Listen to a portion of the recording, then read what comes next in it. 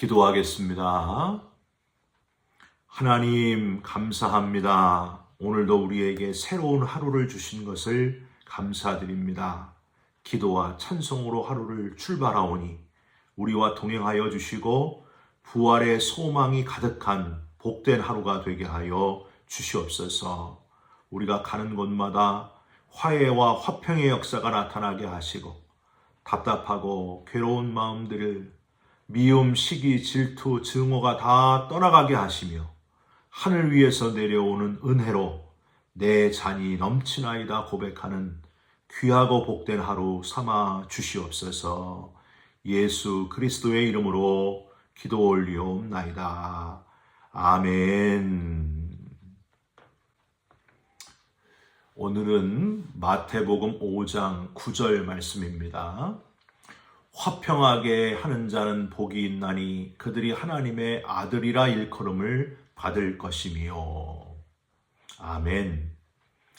오늘은 마태복음 5장 9절 말씀으로 화평하게 만들어가는 자들만이, 화평하게 만들어가는 자들만이 라는 제목의 말씀을 함께 나누고 기도하는 시간을 갖겠습니다. 홀 어머니를 모신 내외가 살고 있었습니다. 날마다 고부간에 싸워가지고 가정의 평화라고는 없었습니다. 어머니 편을 들 수도 없고 또 아내 편을 들 수도 없고 중간에 끼어서 고생하는 남편. 어느 날 남편은 고민을 하다가 기막힌 아이디어가 떠올랐습니다. 그래서 장에 가서 밤 한 마를 사가지고 오는 길에 한약방에 들러서 약 한 봉지도 사가지고 왔습니다. 건강을 보충하는 그런 약이었습니다. 그리고 아내에게 이렇게 말해요. 여보, 당신과 어머니와 싸우는 거를 더 이상 볼 수가 없구려. 당신이 죽든지 어머니가 돌아가시든지 해야지 도저히 안 되겠어. 젊은 당신이 죽어야 되겠어? 그래서 오늘 감쪽같이 어머니를 앓지도 않고 쉽게 돌아가시게 하는 약을 사왔으니까 내 말대로 꼭 하시오. 그러면서 밤과 약을 내주었습니다. 이건 밤이 아니에요. 이걸 저 약과 함께 삶아가지고 매일 잡수시게 하면 어머니는 급격하게 뚱뚱하게 살이 찌셔서 혈압이 높아가지고 앓지 않고 쉽게 돌아가시게 된다오. 그러니 곧 돌아가실 분에게 공손히 잘 대해주구려. 예, 여보. 그럼 당장 내일부터 한번 해볼게요. 며느리는 좋아라고 밤을 약과 함께 삶아서 이른 아침에 일찍 어머님 계신 방에 들어가서 공손히 인사를 하면서 아주 부드러운 말씨로 어차피 곧 돌아가실 분이라고 생각하면서 시어머니에게 이렇게 말했습니다. 어머니, 안녕히 주무셨어요? 시장하실 텐데 이 밤 좀 잡수세요. 시어머니는 그동안 전혀 없었던 뜻밖의 일이라 아무 말 하지 않고 약과 함께 달인 그 밤을 향도 좋구나 하면서 받아 먹었습니다. 이튿날도 또 그 다음 날도 매일 공손한 인사와 함께 며느리에게서 약과 함께 삶은 밤을 받아먹은 시어머니. 여러분 어떻게 됐을까요? 마음에 조금씩 이 어머니가 후회하는 생각이 일어나게 되었습니다. 저렇게 착한 며느리를 그동안 내가 괜히 너무 못살게 굴었구나 하면서 후회하시고 시어머니는 점점 바뀌어 며느리를 아끼고 진심으로 사랑하는 그런 시어머니가 되어갔다고 하는 겁니다. 그래서 싸움이 그칠 줄 모르던 이 집안이 아주 화목하게 되었습니다. 어느 날 아내가 남편에게 이렇게 말했어요. 나 이제 저 밤 다 내다 버릴 거예요. 아니 왜? 어머님이 돌아가실까봐 이제는 겁이 나요.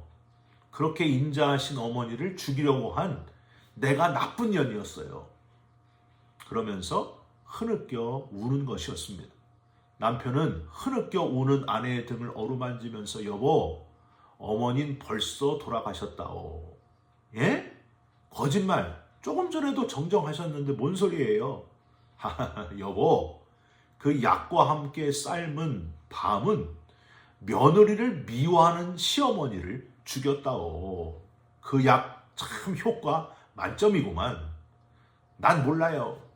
그렇게 감쪽같이 저를 속여가지고 아내는 울면서 남편을 눈을 흘기다가 감사해서 웃었다. 그런 이야기입니다. 여러분, 이 얼마나 우리의 얼굴을 미소 짓게 하는 그런 이야기입니까? 데살로니가전서 5장 13절에 저희 역사로 말미암아 사랑 안에서 가장 귀히 여기며 너희끼리 화목하라 하셨습니다. 잠언 17장 1절 마른 떡 한 조각만 있고도 화목하는 것이 제육이 집에 가득하고도 다투는 것보다 나으니라 하셨습니다. 화목함을 잃지 않고 화평함을 잃지 않는 저와 여러분이 되시기를 주님의 이름으로 부탁드립니다. 오늘 마태복음 5장 9절 화평하게 하는 자에 대한 말씀입니다. 오늘 이 본문 마태복음 5장 9절을 읽으시면 누구나 다 오늘은 서로 화평하라, 서로 평화롭게 잘 지내라 이런 말씀이구나 하고 누구나 쉽게 그 뜻을 다 알 수도 있는 그런 본문입니다. 그런데 오늘 이 짧은 한 문장 속에서 예수님이 우리에게 요구하시는 것은 생각보다 아주 강력하다 하는 것을 깨달을 수 있어야 됩니다. 이 화평하게 하는 자는 그냥 평화를 사랑하는 사람이 아니에요. 평화를 외치는 사람도 아닙니다. 그것 가지고는 부족합니다. 좀 더 자세하게 한번 읽어보세요. 정확하게는 화평하게 하는 자는입니다.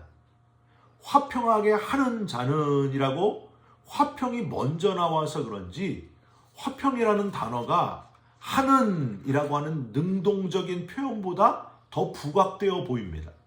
그런데 사실은 화평보다 하게 하는 이란 단어가 더 중요하다는 거예요.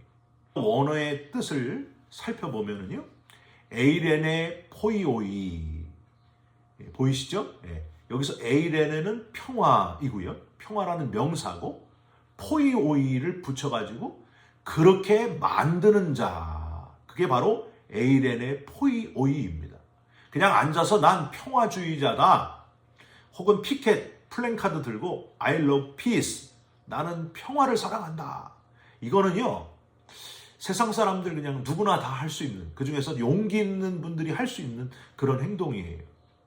여기 성경에서 말하는 화평하게 하는 자는 이란 표현은 이런 평화주의자를 넘어서 평화를 만드는 사람, 피스메이커, 화평을 만들어가는 사람을 의미합니다. 그래서 제가 오늘 설교 제목을 화평하게 만들어가는 자들만이라고 했습니다. 화평보다 화평을 만드는 사람을 더 강조하기 위함입니다.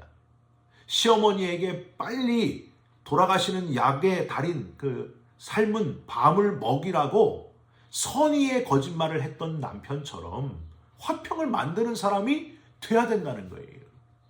사랑하는 성도 여러분, 화평을 만들어가는 자, 화평하게 만들어가는 사람, 적극적으로 팔복을 이루어가는 사람, 그 사람이 바로 저와 여러분들이 되시기를 주님의 이름으로 부탁드립니다. 그러면 이렇게 되려면 어떻게 해야 되는가? 첫 번째, 나를 비우고 나를 버려야 화평하게 만들어가는 자가 될 수 있습니다. 나를 철저히 버려야 된다는 거예요. 화평하게 만들어가는데 방해하는 사람은 바로 내 자신이라고 하는 겁니다. 화평을 만들어가는 사람이 되려면 내 욕심도 버려야 되고 내가 편하고 싶은 마음을 다 버려야 됩니다. 창세기 13장에는요. 아브라함의 목자들하고 롯의 목자들 사이에 다툼이 생기게 된 이야기가 등장하고 있습니다. 그만큼 아브라함이 아주 부유해졌고 롯도 부유해졌다고 하는 거예요. 아브라함은 롯이 이제 조카 롯이 분가할 때가 되었구나 생각을 하고 롯과 함께 아주 높이 전망 좋은 높은 곳으로 올라가서 롯에게 말을 합니다. 야, 우리 다투지 말자. 이제 나눠지자. 내가 우하면 나는 좌할 것이고 내가 좌하면 나는 우할 것이다. 너 원하는 곳을 먼저 취하라. 내 욕심을 버리고 내 생각을 버리고 나를 버릴 때에 비로소 화평이 이루어진다는 거예요. 여러분, 바둑둘 때를 한번 생각해 보시기 바랍니다. 바둑은요, 숫자가 적으면 적을수록 고수예요. 그래서 만약에 바둑 두는 당사자가 10급이라면 바둑을 둘 때는 10급인데 다른 사람 바둑 두는 것을 옆에서 구경하면 10급이 뭐가 되냐면 8급이나 7급이 됩니다. 이게 무슨 얘기냐면요, 옆에서 훈수를 두면은 욕심이 없어지니까 아주 객관적으로 많은 것들을 본다고 하는 거예요. 내 욕심, 내가 얻을 이득을 생각하면 그게 안 보이는데 그런 게 아무것도 없이 훈수를 두면은 내가 더 고수가 된다 하는 사실입니다. 오직 객관적으로 볼 수 있으니 평균 이상의 실력이 된다는 거죠. 내 욕심이나 욕망을 버리기만 한다면 더 멀리, 더 크게, 더 넓게 볼 수 있다고 하는 것. 여러분, 하나님은 우리를 그렇게 만들어 놓으셨다고 하는 사실입니다. 방금 전 아브라함과 롯의 이야기, 결국 누가 복된 결말을 맞이했어요? 아브라함이 맞이했어요. 그냥 눈으로 보기에 좋은 곳을 택한 롯, 소돔 땅을 택한 롯은 이 불바다가 되고 말았고요. 반면에 화평하게 만들어가는 사람, 내 것을 버리고 내 욕심을 버리고 네가 원하는 것을 먼저 취하라 했던 아브라함은 하나님의 약속대로 열국의 아버지가 되고 더 많은 복을 누리게 되었다고 하는 겁니다. 여러분, 욕심이 잉태한 즉 죄를 낳고 죄가 장성한 즉 사망을 낳는다. 욕심 따라가다가 하나님이 제일 싫어하는 사망의 결과의 인물이 되지 마시고 아브라함처럼 나를 버리고 내 욕심을 버리고 화평하게 만들어가는 자가 되셔서 하나님의 큰 복을 다 누리시기를 주님의 이름으로 부탁드립니다. 두 번째로, 내가 존경받는 사람이 되어야 화평하게 만들어가는 자가 될 수 있습니다. 첫 번째는 나를 버려야 되고, 두 번째는 내가 존경받는 사람이 되어야 된다.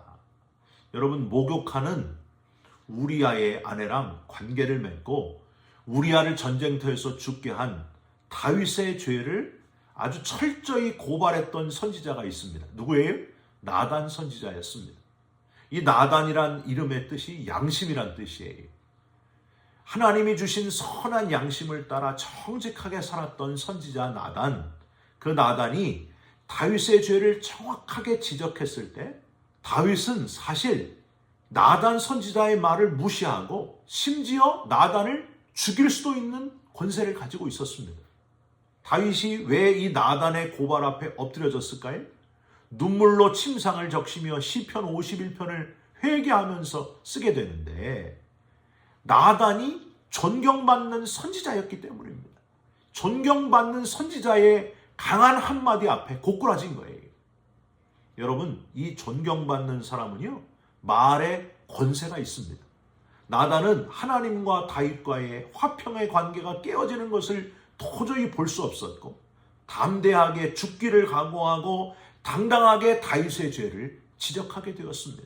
결국 나단의 직언이 하나님과 다윗의 관계를 회복시켰다 하는 사실입니다. 여러분, 목사님들이 하는 설교가 그렇습니다. 마찬가지예요. 목사님의 설교가 힘이 있으려면, 존경받는 사람이 되려면 자기가 먼저 그 설교대로 살아야 돼요. 이게 중요합니다. 제가 오늘 저한테 설교를 하고 있어요. 목사님이 먼저 나단 선지자처럼 설교하시는 대로 그렇게 살아야 됩니다. 그래서 어려운 거예요. 제가 언젠가 새벽에 말씀드린 적이 있는데, 목사님은 늘 산소 같은 여자 이영애 씨의 대사를 기억해야 됩니다. 우리 친절한 금자씨라는 영화에서 이영애 씨가 무슨 명대사를 할까요? 너나 잘하세요. 이 명대사를 합니다. 이 너나 잘하세요라는 표현은 박찬욱 감독이 한국 기독교에 던진 한마디로 유명한 그런 표현인데, 너나 잘하세요. 저는 다른 것은 다 제쳐두고 설교하는 모든 분들, 그리고 모든 지도자들이 이 묵상해야 될 아주 명대사라고 이 말을 생각합니다. 너나 잘하세요. 제 책상 앞에도 이거 딱 써놨어요. 너나 잘하세요. 설교를 열심히 준비하고 하는데 누구부터? 자기 자신부터 설교대로 살아가야 된다고 하는 거예요. 여러분, 설교하시는 목사님뿐만이 아니라 우리가 정말 예수 믿는 사람이고 방향성을 잃은 많은 영혼들을 올바로 인도해야 될 사명자라고 한다면 나 자신에 대해 아주 따끔하게 하면서 늘 내 자신을 돌아보면서 존경받는 그리스도인으로, 안 믿는 사람도 존경하는 그런 그리스도인으로, 거룩한 그리스도인으로 살아가시기를 주님의 이름으로 부탁드립니다. 화평하게 만들어가는 자가 바로 존경받는 자가 되어야 된다 하는 교훈입니다. 마지막 세 번째로, 내가 저 사람의 심정이 되어야 화평하게 만들어가는 자가 될 수 있다고 하는 거예요. 눈높이를 맞춘다고 하는 말 있지 않습니까?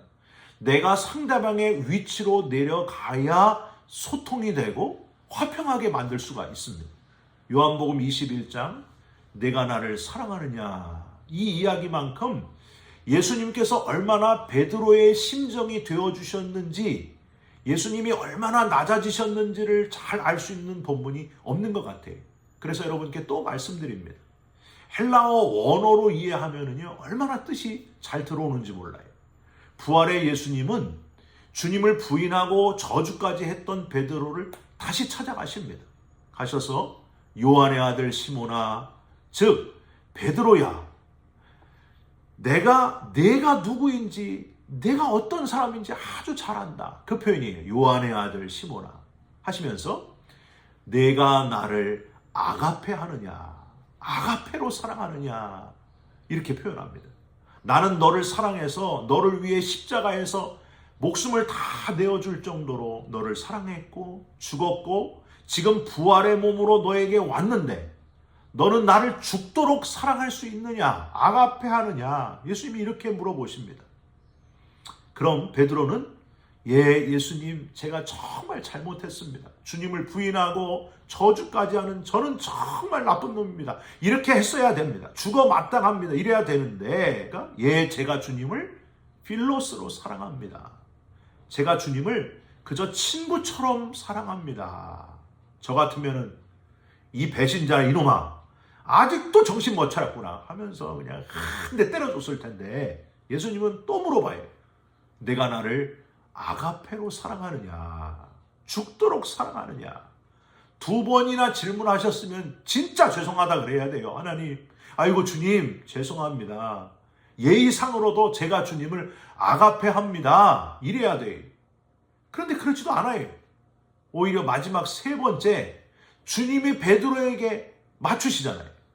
베드로야, 그래 알겠다. 내가 나를 필로스로라도 사랑하느냐, 친구처럼만이라도 사랑하느냐.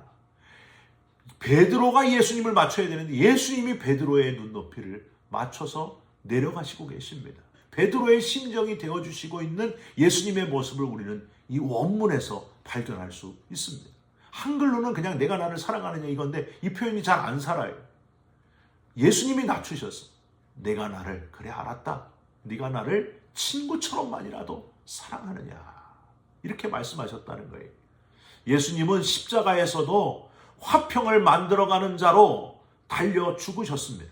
부활의 몸으로 오셔서도 마지막까지도 화평을 만들어가는 그런 사람의 삶을 살아가셨던 분이 바로 예수님이셨습니다. 저와 여러분도 주님을 닮아서 화평을 만들어가는 자로, 주님 닮은 자로 살아가시기를 주님의 이름으로 부탁드립니다. 이렇게 나를 버리고 존경받는 사람이 되고 상대방처럼 되어주는 사람이 되어 화평하게 만드는 사람들에게 무슨 축복이 주어지는가? 여러분 오늘 본문 보세요. 그들이 하나님의 아들이라 일컬음을 받을 것이며, 바로 하나님의 아들이라 일컬음을 받게 된다, 이렇게 말씀하셨습니다.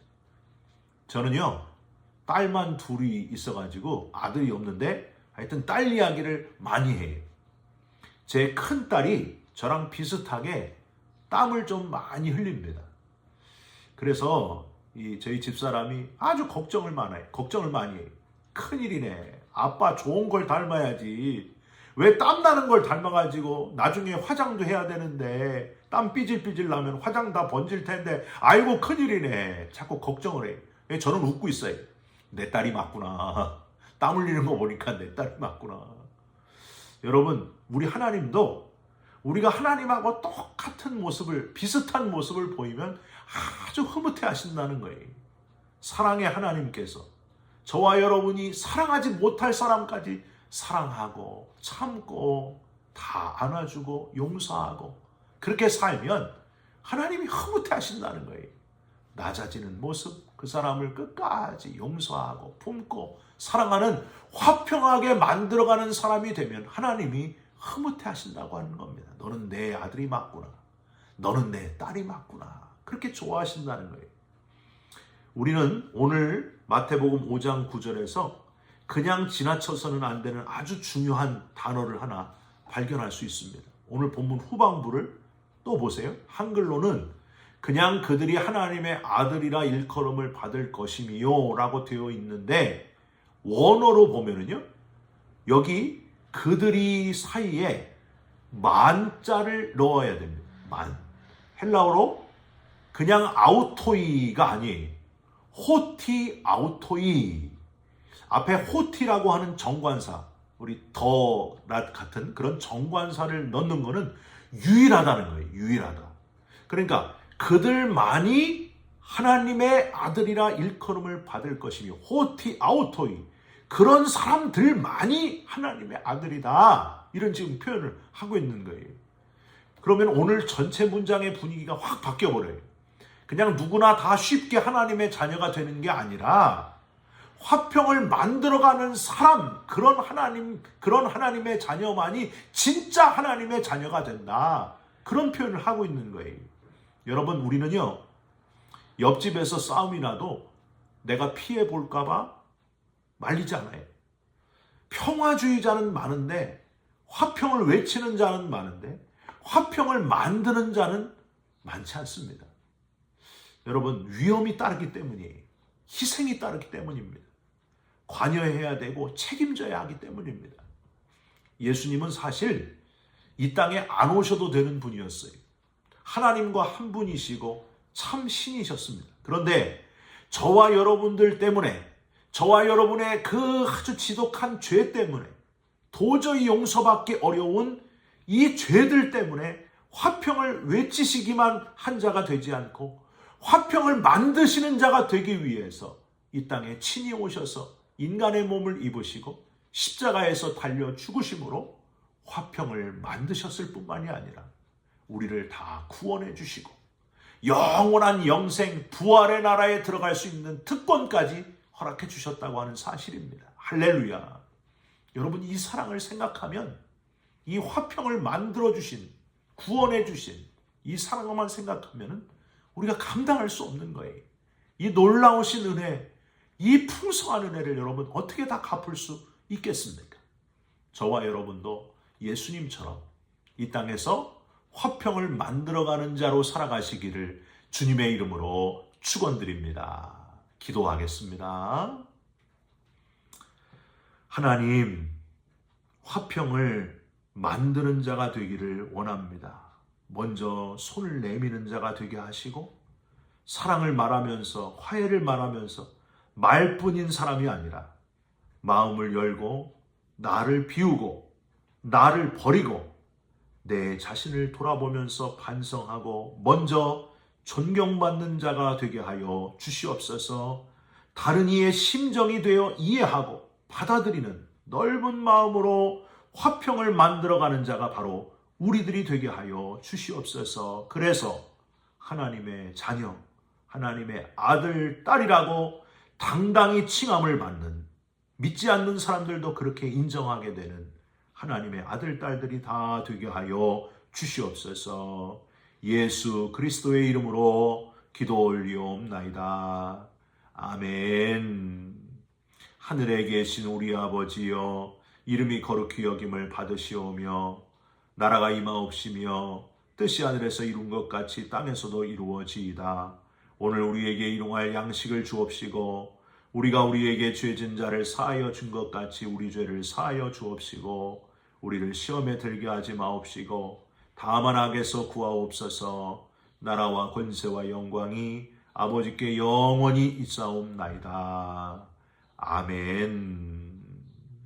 오늘 하루를 살아가시면서 화평을 만들어가는 자로 살아가시기를 주님의 이름으로 축원드립니다. 여러분 사랑합니다. 축복합니다. 감사합니다.